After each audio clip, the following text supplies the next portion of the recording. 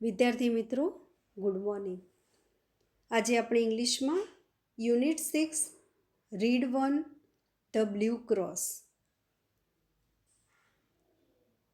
અહીંયા આ લેસનમાં 3 કેરેક્ટર્સ એટલે કે 3 પાત્રો અગત્યના છે.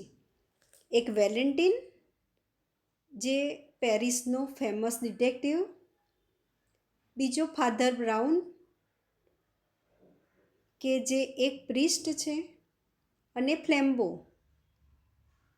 એ થીફ, એક ચોર છે. અને એને અહીંયા આ બ્લુ ક્રોસ એની ચોરી કરી છે. આ ત્રણેય કેરેક્ટર, એમાં બે ફાધર બ્રાઉન અને ફ્લેમ્બો, એને લેસનની શરૂઆતમાં ટોલ પ્રિસ્ટ અને શોર્ટ પ્રિસ્ટ એટલે એક ઊંચો અને એક ઠીંગણા પ્રિસ્ટ તરીકે ઓળખવામાં આવે છે. અહીંયા સ્ટોરી આ પ્રમાણે છે. વેલેન્ટિન નામનો એક પ્રખ્યાત જાસૂસ, જે પેરિસનો વતની છે, તે લંડનમાં ફ્લેમ્બ્યુ નામના ચોરને શોધતા શોધતા આવી પહોંચ્યો છે. એક જાણીતી રેસ્ટોરાંમાં એ બેસીને બધી બાબતો ઝીણવટભરી રીતે જોતો હતો. ત્યારે તેને ખ્યાલ આવે છે કે ખાંડના બાઉલમાં એ મીઠું જુએ છે.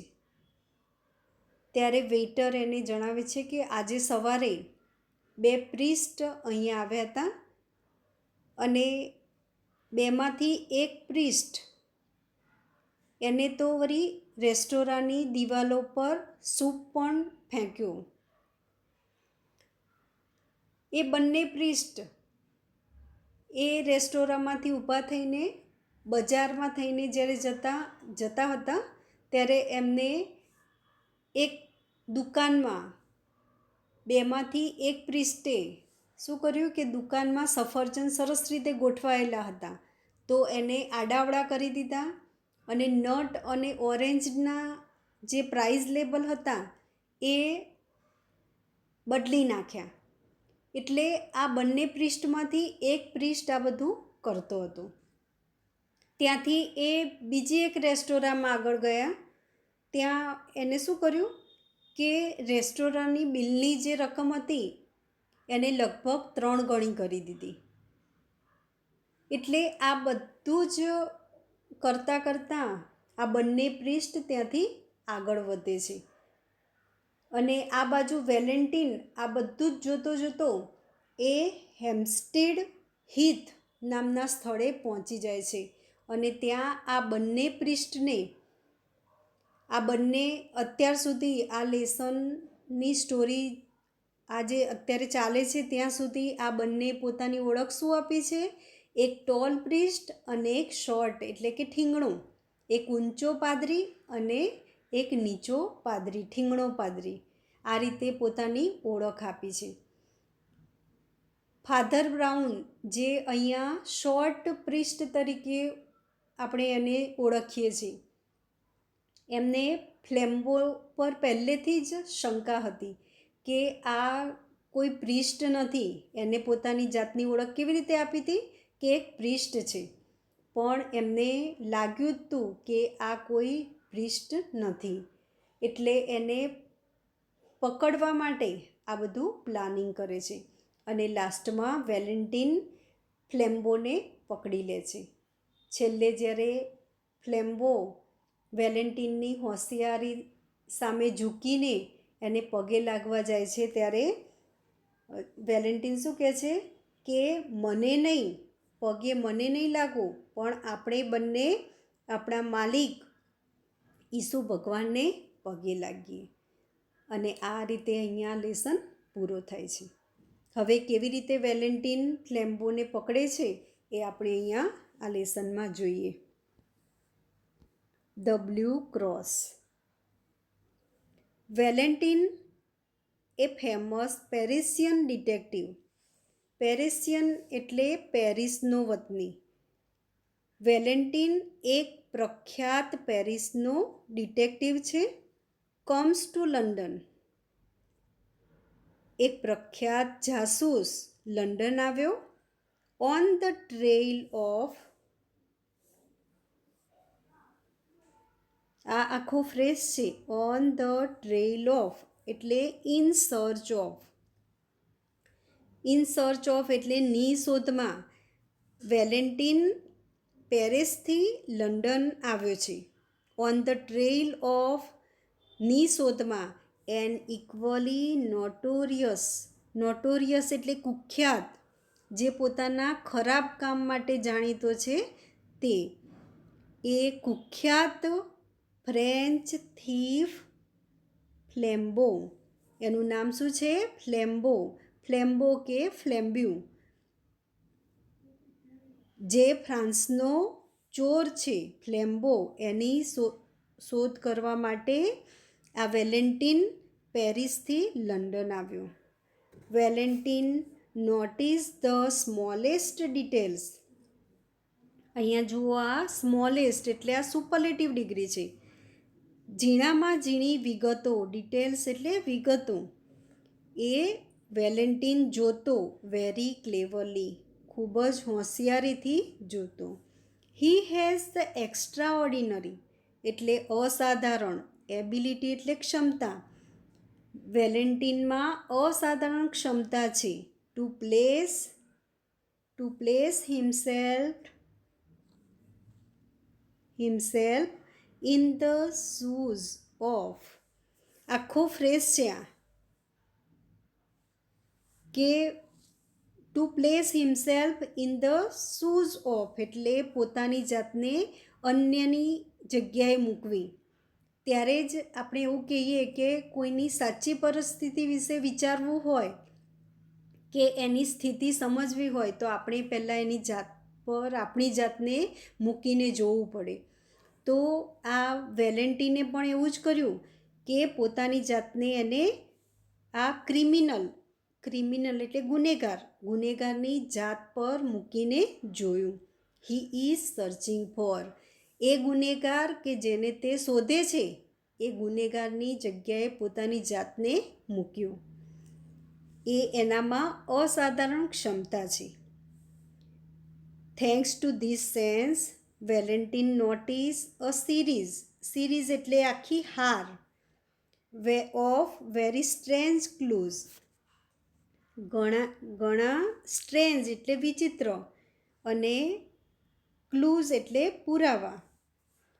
અને ઘણા એને કેવી હારમાળા જોઈ?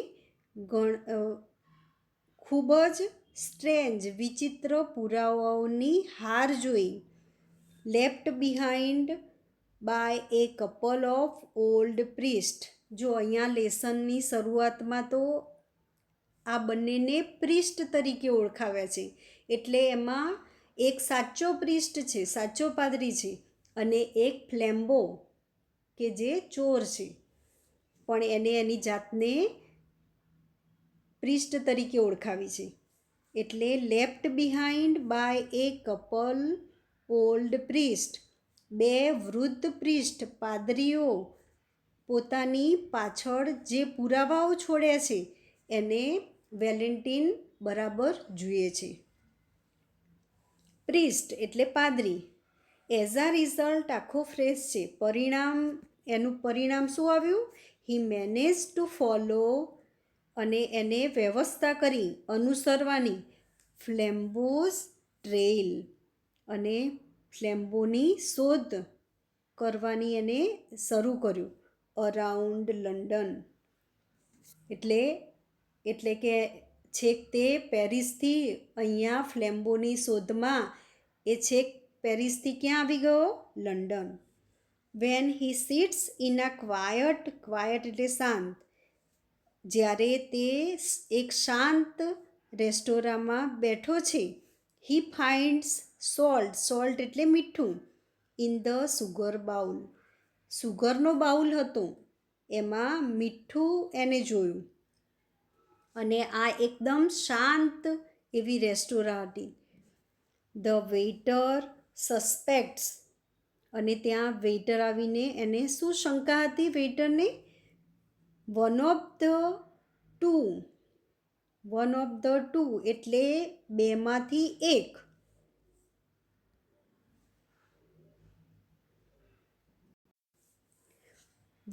ધ વેઇટર સસ્પેક્ટ્સ વેઇટરને શંકા છે one of the two old priest આ જે બે વૃદ્ધ પાદરીઓ હતા એમાંનો એમાંનો એક હુ હેડ કમ ધેર કે જે અહીંયા આવ્યો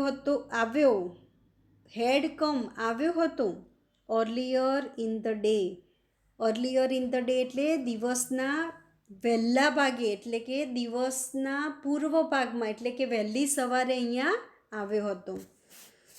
વન ઓફ ધ પ્રીસ્ટ એટલે આ બે પ્રીસ્ટમાંથી એક પ્રીસ્ટ સ્પ્લેશ્ડ એટલે ફેંકવું soup on the restaurant walls અને આ બે પાદરીમાંથી વન ઓફ ધ પ્રીસ્ટ એટલે બેમાંથી એક પાદરીએ તો શું કર્યું? રેસ્ટોરાંની જે દિવાલ હતી એના ઉપર સૂપ ફેંક્યું અને રેસ્ટોરાંની દિવાલ ગંદી કરી નાખી. એટલે અહીંયા આ બધું બંનેમાંથી એક પ્રીસ્ટ કરે છે, બરાબર? બે પાદરી છે, એમાં એક ફાધર બ્રાઉન છે અને બીજો ફ્લેમ્બો છે. એટલે આ બધું કોણ કરી રહ્યું છે તમને પાછળ ખબર પડશે, પણ હું જ કહી દઉં કે આ બધું જ ફાધર બ્રાઉન કરી રહ્યા છે. એટલે કે આવું કરીને એ આ જે વિષય છે એને ચર્ચાનો વિષય બનાવવા માગે છે. એટલે એમની પાછળ જ્યારે વેલેન્ટિન આવે ત્યારે એને ખબર પડે કે અહીંયા બે પ્રીસ્ટ આવ્યા હતા. એટલે આ રીતે એ આખી બાબતને ચર્ચામાં રાખવા માગે છે, માટે કંઈક ને કંઈક આવું કર્યા જ કરે છે. એટલે પહેલાં એને શું કર્યું? સુગરના બાઉલમાં સોલ્ટ ભરી દીધું અને બીજું એને રેસ્ટોરાંની વોલ હતી, દિવાલો, એના ઉપર સૂપ ફેંક્યું. હવે આગળ એ શું કરે છે? Valentine continues two follow there trail એટલે શોધ.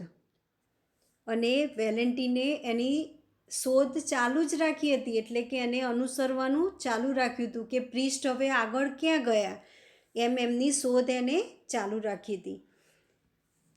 એ માર્કેટ સ્ટોલ અને ક્યાં ગયા હવે પ્રીસ્ટ? માર્કેટ સ્ટોલ એટલે બજારમાં એક દુકાનમાં માર્કેટ સ્ટોલમાં ગયા. And a restaurant with a broken window અને તૂટેલી બારીવાળી રેસ્ટોરાંમાં એ ગયા. The priest had upset the apples હવે એક પ્રીસ્ટે શું કર્યું? એટલે કે ફાધર બ્રાઉન જ એમને સેટ એટલે ગોઠવાયેલા, અપસેટ એટલે આડાઅવળા કરી દીધા. એમને એપલ બધા આડાઅવળા કરી દીધા.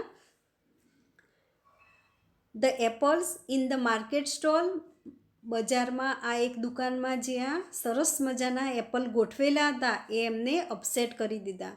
And had changed price labels અને જે કિંમત લખેલા લેબલ હોય એને બદલી નાખ્યા. કયા? ઓફ ઓરેન્જ એન્ડ નટ્સ એટલે ઓરેન્જ અને નટ્સના જે પ્રાઇઝ લેબલ હતા એ એમને બદલી નાખ્યા. એટ ધ અધર રેસ્ટોરાં અને એક બીજી રેસ્ટોરાંમાં ગયા, ત્યાં એને શું કર્યું? હી હેડ ઇન્ક્રીઝડ એટલે કે ફાધર બ્રાઉને ઇન્ક્રીઝડ કરી દીધી, વધારી દીધી. ધ અમાઉન્ટ એટલે રકમ. ઓન ધ બિલની જે રકમ હતી એના કરતાં વધારી દીધી. એન્ડ બ્રોકન અ વિન્ડો ડિલિબરેટલી એટલે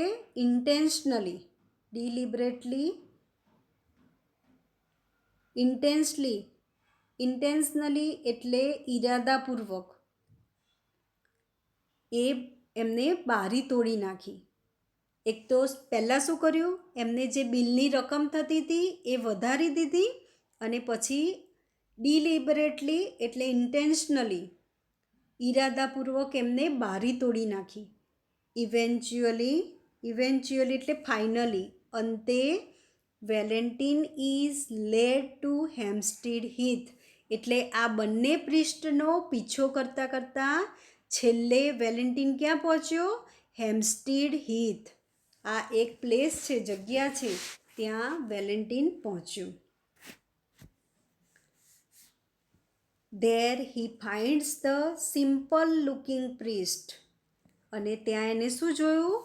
સિમ્પલ લુકિંગ પ્રિસ્ટ, સાદો સિમ્પલ દેખાતો એક પાદરી જોયો.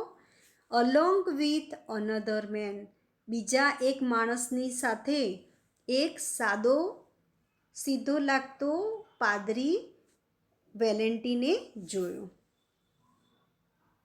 Valentin is sure that this man is ફ્લેમ્બો.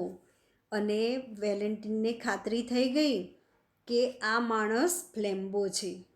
Valentine and 2 officers follow him. Valentine અને એની સાથે બીજા 2 અધિકારીઓ પણ આવ્યા હતા.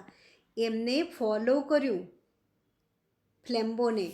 એન્ડ ઓવર હિયર હિયર એટલે સાંભળવું, ઓવર હિયર એટલે છુપાઈને સાંભળવું. ધ ફોલોઈંગ કન્વર્સેશન બિટવીન ધેમ. અને આ 2 પ્રિસ્ટની વચ્ચે જે વાતચીત થતી હતી એ એને સાંભળી. એટલે વેલેન્ટિન એ આ બંને પ્રિસ્ટનો પીછો કરતાં કરતાં અહીંયા હેમ્પસ્ટીડ હીથ સુધી પહોંચી ગયો અને અહીંયા આ 2 પ્રિસ્ટ વચ્ચેની વાતચીત એ છુપાઈને સાંભળે છે. હવે અહીંયાથી આપણે નેક્સ્ટ લેક્ચરમાં જોઈશું.